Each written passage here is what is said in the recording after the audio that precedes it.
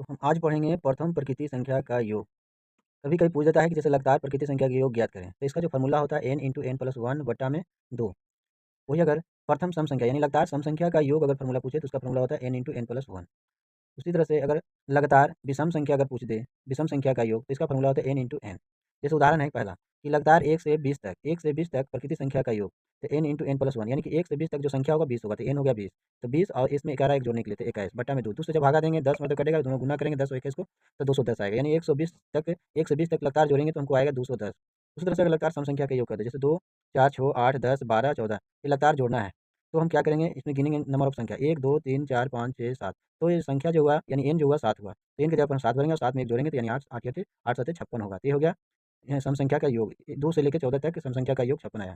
उसी तरह से गम है जो विषम संख्या के 1 से लेकर 17 तक जोड़ने के लिए कह रहा है लगातार विषम संख्या का योग। तो विषम संख्या का फॉर्मूला था n इंटू एन, यानी n जो हुआ गिन लो 1 2 3 4 5 6 7 8 9। तो 9 जो हुआ n हुआ, तो 9 में 9 से क्या करेंगे, गुना करेंगे, यानी 9 9 81 हुआ। ये हुआ विषम संख्या का योग। कभी कभी सवाल में जो देता है, इस तरह से सवाल देता है कि 1 से 50 तक 1 से 50 तक में सम संख्या का योग।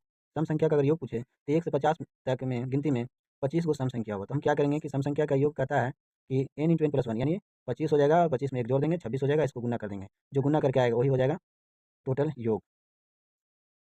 तो हमें जो योग आएगा वो आएगा, दोनों को गुना करेंगे तो 650 आएगा।